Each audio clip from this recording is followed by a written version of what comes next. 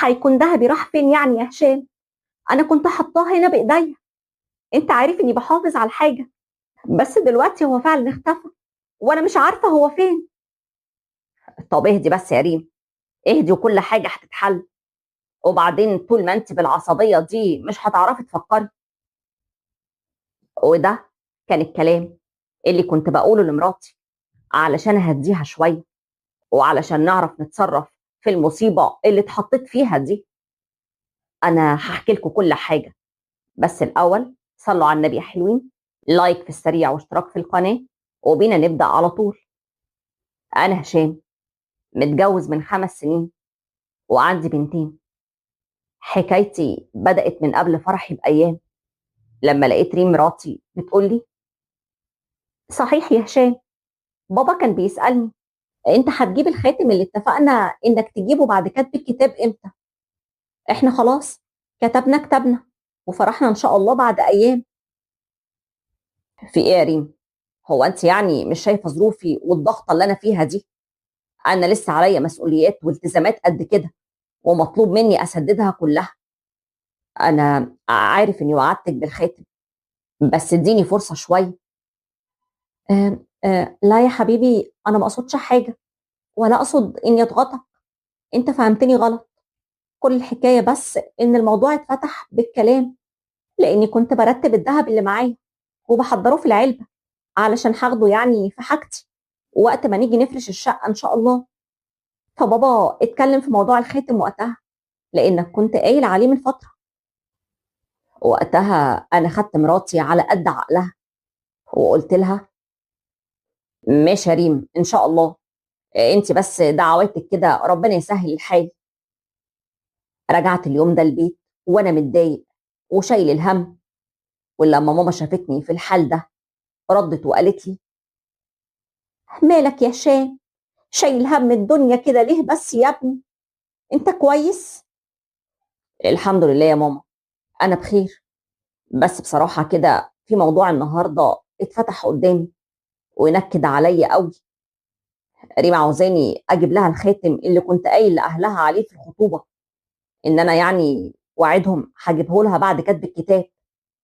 يعني علشان كنا مأجلين جزء من الذهب وقلنا ما يبقاش كله في الخطوبه. وهي دلوقتي بقى قرفاني بالموضوع ده يا امي. انا مش عارف بس اعمل ايه ولا اجيب منين. اما صحيح ريم دي ما عندهاش اي احساس بيه ولا قلبها عليه. يعني هي شايفاك انك في وضع زي ده كده دلوقتي ما يسمحلكش ابدا تجيب ده وبرضه بتطلب. وبعدين يا ابني انت هتلاقيها منين ولا منين؟ ده انت ربنا يعينك على احوالك. وهي البت دي برضه مش ناقصها دهب يعني، كفايه قوي اللي عندها. دي عندها شيء وشويات. بص يا ماما، انا هعمل اللي عليا وهجيب لها حاجه بسيطه كده وخلاص علشان يسكتوا. وبعدين كده كده كله في الاخر لينا. ما هي لما يكون معاها ذهبها والذهب اللي انا جايبه لها كمان، كل ده هينفعنا في اي حاجه بعد كده لو اتزنقنا. اهي فلوس متشاله ومتصانه. ساعتها بقى هي هتبقى في بيتي، يعني حاجتها هي حاجتي. وماما طبعا كانت مأيداني جدا في الرأي وشايفه ان معايا حق، بس كانت متضايقه قوي عليا علشان المصاريف اللي كل يوم كانت بتزيد عليا اكتر واكتر. والحمد لله قدرت ادبر فلوس الخاتم، وبعدها اتجوزنا وريم دهبها كله بقى في بيتي. وفي اول مناسبه لينا مع بعض لما كنا رايحين فرح بنت خالتي، ريم لبست دهبها كله وكانت فرحانه بيه قوي. لما كنا نازلين بقى من البيت لقيت ماما بتبص لها وتقول لها: في ايه يا ريم؟ مالك؟ ايه يا بنتي ده؟ لابسه كل دهبك كده ليه؟ مش كده يا حبيبتي، ده انت كده حتى تتحسدي. وبعدين ملهاش لازمه تلبسي الغوايش دي كلها كده. عادي يا طنط، انا قلت بما انها مناسبه يعني وكل الناس في الفرح بتلبس حاجاتها فما فيهاش مشكله. ولا حضرتك متضايقه من حاجه؟ هلا طبعا، وانا هتضايق من ايه يعني؟ طب ماشي، اعملي اللي انت عاوزاه. ماما كانت شايفه ان ريم بتبالغ قوي في إنها تلبس كل ذهبها كده ومخلية الناس مركزة معانا. وفعلا في الفرح خالاتي كانوا باصين على حاجة ريم اللي هي لابساها، على السلسلة الكبيرة اللي كانت في رقبتها، بس محدش منهم قال أي حاجة قدامها. ومرت الأيام والحمد لله شغلي كان ماشي ومستقر، لحد ما في يوم عملت مشكلة مع مديري في الشغل ولقيته بيطردني ويقول لي: ما ينفعش الاستهتار اللي انت فيه ده يا هشام. هو انت مفكر نفسك هتفضل تغلط وانا اعدي كده كتير؟ انت بقى شغلك كله ملخبط وما بقتش منتظم زي الاول، ولا حتى بقيت بتلتزم باي قواعد، وانا بصراحة الاداء ده ما ينفعش معايا ابدا. طيب ممكن افهم بس حضرتك بتزعق ليه دلوقتي ولازم تعلي صوتك عليا كده قدام كل الموظفين بالشكل ده؟ انا بعمل اللي بيتطلب مني وبظبط شغلي وبخلصه على اكمل وجه، لكن لما يكون عندي اي غلطة بلاقيك ما بتعديهاش ابدا ليا. حقيقي الواحد مش لاقي كلام يقوله، وكلمة مني على كلمة منه الموضوع كبر، ولقيت نفسي في الاخر اترفدت من الشركة. ولما رجعت البيت ما كنتش طايق نفسي، ما قدرتش اخبي اكتر من كده اللي جوايا. حكيت لريم على كل حاجة ولقيتها بتقولي: طب وبعدين يا هشام، مفيش امل انك تقدر تصلح اللي عملته ده وترجع الشغل من تاني؟ انت عارف ان شغلك كان هو اللي فاتح البيت وكان ممشي الدنيا معانا، انما دلوقتي هنعمل ايه بس؟ وانت عارف اني خلاص حامل ولسه في اول حملي وبدايته، واي حد في اول الجواز بيبقى محتاج مصاريف والدنيا بتكون مش مستقرة. لا طبعا. هو انت بتقولي ايه بالظبط يا ريم؟ عايزاني ارجع الشغل تاني بعد ما اتبهدلت قدام الموظفين واتطردت بالشكل ده؟ ده لو اخر حد في الدنيا كلها عمري ما هرجع له تاني. وبعدين مش كل شويه تفضلي تقولي لي مصاريف مصاريف، ارحميني بقى شويه. انا ساعتها ما كنتش فاهم انا متعصب قوي كده ليه، ولا حتى كنت عارف انا مالي. كنت في مشاكل على طول مع ريم، وخصوصا كمان حملها اللي كان جاي عليا بخساره، علشان دايما بتطلب مني فلوس تجيب طلبات ليها وللبيبي اللي لسه جاي في السكه. اتخنقت، اتخنقت قوي من الوضع ده، واشتكيت لاختي في يوم وقلت لها وانا رايح ازورها: انا بجد اتخنقت خالص يا هند. ريم مش حاسه باي مسؤوليه ولا حاطه في بالها غير انها عايزه مصاريفها وبس. وانا زي ما انت عارفه قعدت من الشغل خلاص، الشهور بتعدي والفلوس اللي كنت شايلها على جنب كلها بتخلص. شوري عليا، عرفيني يا هند اعمل ايه؟ هو والله على عيني يا هشام انك تكون متضايق ومخنوق وفي الظروف دي وانا ما اقدرش اساعدك، بس ليك عليا هكلم لك جوزي يجيب لك شغل معاه في المصنع. هو صحيح المرتب يعني مش هيكون زي مرتبك في الشركة اللي قبل كده، بس معلش اهي نوايا برضو تسند الزير. انا ما كنتش قادر على الوضع اللي كنت فيه، حتى لما جوز اختي جاب لي شغل ما قدرتش اتأقلم، كنت بتعب اضعاف شغلي في الشركة، وفي النهاية المرتب ما بيعملش اي حاجة. ولما جت ريم تولد استلفت فلوس ولادتها، وطبعا ماما كانت شايفة كل اللي بيحصل ده، ولقيتها بتقولي: حقك عليا يا هشام يا ابني، انا مش عارفة ازاي يا حبيبي مراتك مش حاسة بيك كده ولا بالتعب اللي انت فيه ده كله. انا عايزة اساعدك يا حبيبي، بس انت شايف معاشي ما بيمشيش حاجة ولا حتى بيغطي لاخر الشهر، ومراتك اللي ما عندهاش احساس دي مش تنزل تشتغل كده وتجيب قرش. هو انا يعني هقول لها كده يا ماما؟ هقول لها انزلي اشتغلي وهي حامل وكمان داخله على ولادها؟ وبعدين هي دلوقتي خلاص في اصعب فتره ليها، لما تولد بقى ان شاء الله وتقوم بالسلامه نبقى نتكلم في الموضوع ده، وطبعا تنزل تشتغل علشان تساعدني. ايوه يا ابني، مراتك ليها اهلها اللي ممكن يساعدوها بفلوس، ده غير انها صحتها حلوه يعني تقدر فعلا تنزل تشتغل وتساعدك، يبقى تبطل الاستهبال اللي هي فيه ده وتعمل اي حاجه علشان. استني، فضلت صابر ومستني لحد ما ريم ولدت، ويوم السبوع اتفاجئت لما لقيت أهلها جايين وعاملين سبوع كبير وجايبين لها كل حاجة.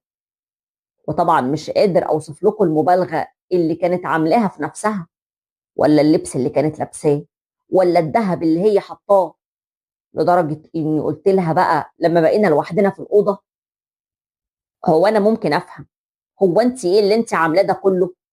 لابسة دهبك ومتزينة واللي يشوفك ما يقولش إنك والدة من أيام، ده غير إنك كمان جايبة عباية غالية قوي بشيء وشويات، وكل ده علشان الفشخرة الكدابة اللي ملهاش أي 30 لازمة دي. هو أنت إيه؟ للدرجات دي مش حاسة بيا خالص؟ استغربت ريم قوي من كلامي، ولقيتها بصت لي وقالت لي: في ايه يا هشام؟ هو انت متضايق ليه؟ العبايه دي اختي اللي جايباها لي بمناسبه سبوعي، لقيتني مش عندي حاجه البسها في اليوم ده فجابتها لي هديه وعملتها لي مفاجاه. وكمان دهبي ده مش اول مره البسه، فانا مش عارفه انت فعلا متضايق كده ليه؟ في حاجه انا معرفهاش؟ طيب. لا ابدا، مفيش حاجه، انا خارج علشان الناس ما يقولوش اني سايبهم وقاعد هنا لوحدي. خرجت علشان استقبل الناس اللي جايين يباركوا لنا على المولود، وطبعا كنت وقتها بطلت اروح المصنع مع جوز اختي، فلقيته مستغرب وبيسالني: ايه يا ابني؟ مالك؟ ايه حكايتك بالظبط؟ بطلت تيجي الشغل ليه؟ ده المدير سأل عليك كذا مرة وكلنا مستغربين. انت كويس ولا واخد اجازة دلوقتي؟ لا وانت الصادق يا ماجد، انا واخد اجازة على طول، مش مؤقتا بس دلوقتي. انا مش حاجي الشغل ده تاني. هو انا جاي عليا بايه التعب ده كله؟ في الاخر الفلوس اللي باخدها ما بتعملش اي حاجة. بيني وبينك يا هشام ما اقدرش اغلطك ولا اقول انك بتتدلع. صحيح احنا شغلنا متعب ومهلك، بس انت كنت مرتاح عن كده بكتير في الشركة، وانا عارف انها بتبقى صعبة قوي على اي حد يسيب حاجة شغال فيها ويروح مجال تاني، غير ان صعب طبعا تلاقي شغل في شركة بسهولة قوي كده. لكن انا شايف بوضعك الجديد ده وانك بقيت اب ومسؤول، انت مش مخير، انت ملزم. ما اهتمتش بالكلمتين الاخر دول وكنت بشتكي حالي ليه، وفجأة لقيت ماجد لمعت في دماغه كده حاجة، وبص وقاطعني وقال لي: بقول لك يا هشام، انت ممكن بحاجة موجودة عندكم وفي ايديكم تقدر تشتغل وتعمل مشروع هايل ينجحك ويكسبك اضعاف اللي انت بتكسبه. انت بتقول ايه يا ماجد؟ ازاي يعني؟ وبتقول لي بسهولة كده؟ طب ايه هو المشروع ده وهجيب الفلوس بتاعته منين؟ لا، ده الكلام ده ما يتقالش كده، ده عاوز له قعدة، ما ينفعش نتكلم في الموضوع ده هنا قدام كل الناس اللي موجودين كده. خليها بالليل، نبقى نتقابل على القهوة، او ممكن بكرة لو انت فاضي. واتفقنا فعلا ان احنا نتكلم في الموضوع ده بعدين، وكنت مش قادر، على نار، عاوز اعرف ماجد يقصد ايه بالظبط، لدرجة اني ما كنتش عارف الوقت ازاي بيعدي ببطء كده، وكنت عاوز اعرف، مستعجل. وفعلا بالليل نزلت انا وهو على القهوة وسألته: ها يا سيدي، ايه بقى الموضوع اللي كنت بتقولي عليه؟ اخلص واتكلم على طول، علشان انت كده وترتني. بصراحة يعني يا هشام، مراتك عندها دهب كتير قوي، دي السلسلة اللي هي لابساها بس النهاردة لوحدها تعمل لها مبلغ وقدره. والكلام ده مش كلامي لوحدي، ده كلام هند أختك وحماتي هي كمان. هي لما قالت لي الموضوع ما كنتش مقتنع، بس لما شفتها النهاردة فعلا بالذهب ده فقلت حقيقي عندهم حق. أنا طبعا كنت عارف إن ماجد بيتكلم صح، لأن الذهب اللي لابسه ريم ملفت قوي. فقلت له: عندك حق يا ماجد، بس أنا هعمل كده إزاي؟ يعني إزاي هقدر أقنعها إني آخد منها حاجة من ذهبها وأبيعها؟ وتفتكر هي هتوافق على الموضوع ده أصلا؟ حتى لو كده ايه هو المشروع اللي ممكن ادخله من غير ما اخسر فيه كتير، لان انت عارف التجارة مكسب وخسارة، فعايز حاجة مضمونة كده. ولو قلت لمراتي تساعدني فهي يعتبر مش في ايديها حاجة، لان انت عارف الذهب ده ذهبها اللي جاية بيه من البيت، وجزء منه اللي انا جايبه في الخطوبة. والله انت غلبان يا هشام، بتقول مراتك مش في ايديها حاجة. لا، هي من ناحية في ايديها فهي في ايديها كتير. انت بس فكر كده كويس وشوف هتعمل ايه. حتى لو هي مش موافقة، ممكن تاخد الذهب من وراها، ولما المشروع بتاعك يكسب وينجح تبقى ترجعه لها ولا تعوضها بأي حاجة. وهوب، الموضوع ده فضل يدور في دماغي، وفضلت أفكر أيام وأيام لحد ما استقريت وقلت خلاص هتوكل على الله وأعمل كده فعلا. حتى ماما وهند أختي لما عرفوا بالموضوع ده شجعوني، شجعوني كتير قوي. وماما قالت لي أيوة كده، هو أنت يا ابني هتفضل طول الوقت عامل زي اللي بيدور في ساقية وبيلف حوالين نفسه؟ كل ده علشان ايه؟ علشان مصاريف الهانم؟ انت دلوقتي عندك ابنك اللي عايز يا حبيبي مصاريف، ومحتاج منك فلوس قد كده لما يكبر. هو الذهب اللي معاها هي ما بتعملش بيه اي حاجة غير انها تتعايق بيه وبس. علشان كده يا حبيب قلب امك لازم تشغل دماغك وتعمل زي ما جوز اختك قالك ووعاك. ايوه يا ماما، هند هي كمان كلمتني في الموضوع ده بعد ما ماجد اتكلم معايا فيه. كلهم عندهم حق، وانا اصلا شايف كده من البدايه، بس ما كنتش لاقي فرصه اخد الذهب ده منها. هي في الاول وفي الاخر في بيتي، وانا اللي جايب لها كل ده اصلا. صح يا امي؟ ايوه صح كده يا حبيب قلب امك، عين العقل يا ابني. يلا توكل على الله وملكش دعوه بحاجه ولا تحمل هم. اخدت ذهب مراتي كله من وراها ورحت تمنته وبعته. الحقيقه جاب لي مبلغ كبير جدا.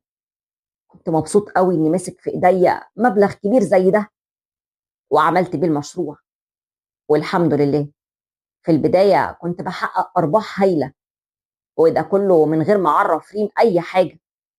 لكن اللي ما كنتش عامل حسابه بقى إنها لما جت تروح فرح صاحبتها في يوم وجت تلبس الذهب ما لقيتوش، فسألتني وهي مصدومة: بقول لك يا هشام، ما شفتش الذهب بتاعي؟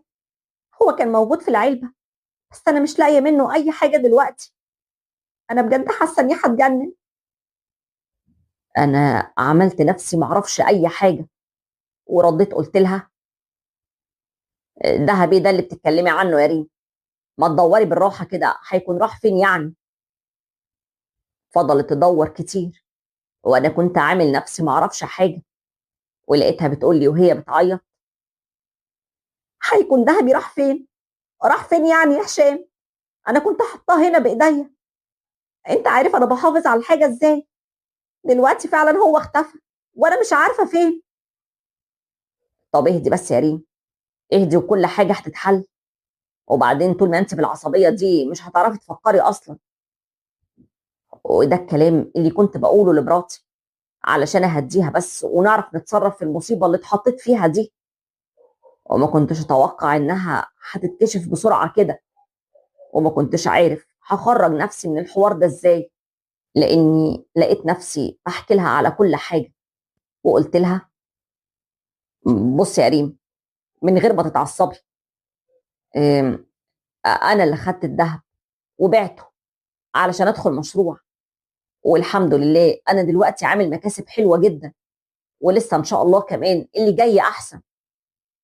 نعم؟ انت بتقول ايه؟ ازاي تعمل حاجه زي كده من ورايا؟ ازاي تاخد ذهبي اصلا؟ هو انت استأذنتني الاول؟ وبعدين انت مالكش حق انك تعمل كده، ولا هو حاجتك زي ما بتقول، لانك مش انت اللي جايبهولي. اكتر من نص الذهب ده اصلا بابا حبيبي اللي جابهولي، والسلسله الكبيره اللي عليها صورتي انا وبابا هو برضو اللي جابها. انت لازم دلوقتي حالا ترجع لي كل حاجه يا هشام. وانا هرجع لك الذهب ازاي بس يعني؟ انا مش هعرف دلوقتي، لاني بقول لك المشروع لسه في اوله. انا صحيح بعمل مكاسب كويسه، بس مش هقدر اجيبه كله دلوقتي. استني عليا بس لحد ما الدنيا تتظبط معايا وهعوضك. وتقول لي مين؟ ريم كانت مصممه على اللي في دماغها ده، ولقيتها كبرت الموضوع وغضبت عند بيت اهلها، واهلها اتدخلوا طبعا. ما كنتش عارف اعمل ايه، ولا عارف هحل اللي حطيت نفسي فيه ده ازاي. كنت حاسس ان الدنيا بتلف بيا، لكن لقيت حماية واخو ريم قعدوا معايا وعملوا لي قعدة رجالة فيها كبار عيلتهم. ولقيت حماية بيقول لي: اسمع بقى يا هشام، عشان اللي حصل ده مش سهل ولا هيتعدى. انت دلوقتي خدت حق بنتي، الذهب ده ما ينفعش تاخده ولا تتصرف فيه من دماغك كده.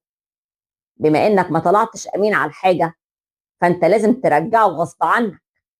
تتصرف بقى، انا ماليش دعوة هترجعه ازاي، دي مش شغلتي يا ابن الناس، شغلتك انت. بالظبط كده، بابا عنده حق. ولا انت كنت مفكر انك هتعمل كده وتاخد حاجة اختي من غير علمها، والموضوع يعدي كده بين سكات، واحنا هنسكت لك؟ ليه؟ ليه يا عم مالك؟ مفكر ان اختي ملهاش اهل ولا ايه؟ احنا كان ممكن نحترمك ونقف جنبك لو كنت صريح وواضح، وقلت لها انك محتاج الذهب علشان تدخل بيه مشروع. لكن شغل الاحتيال واللف والدوران ده مش علينا. كنت حاسس اني قليل قوي قدام نسايبي، وحاسس اني صغرت نفسي بعملتي دي.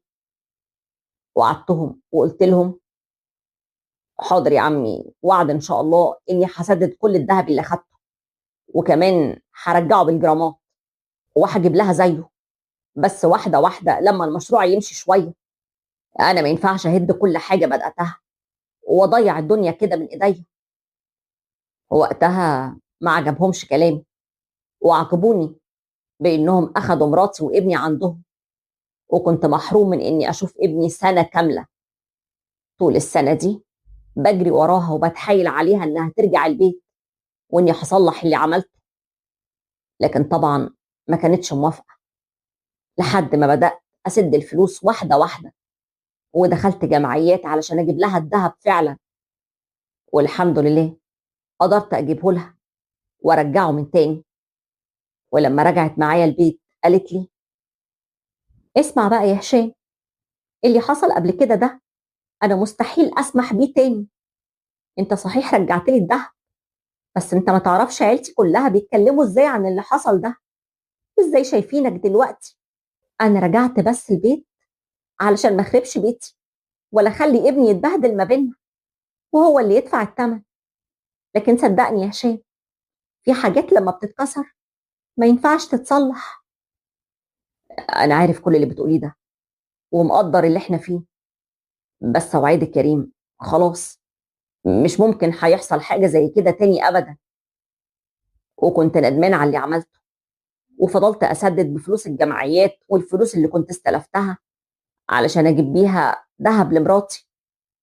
وكفايه اني لما عملت اللي عملته ده اخدت درس كبير قوي في حياتي.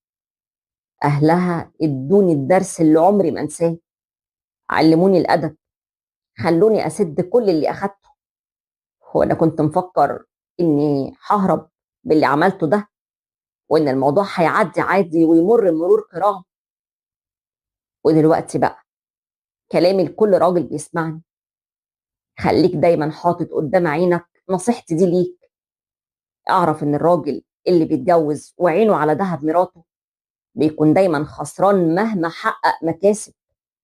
اقل خسارة لو مش هتكون مادية، هتكون نظرة مراته ليه، وقد ايه بيقل في نظرها وفي نظر اهلها كمان. يعني بدل ما يزود ذهبها ياخده منها، وبيكون عينه عليه. وفي النهاية محدش بيشيل الليلة غيره، وبيدفع الثمن ببوظان حياته وبيته. علشان كده نصيحة أخيرة مني: محدش يعمل زي. ولو وصلتوا لنهاية حلقتنا بتمنى ما تنسونيش في اللايك.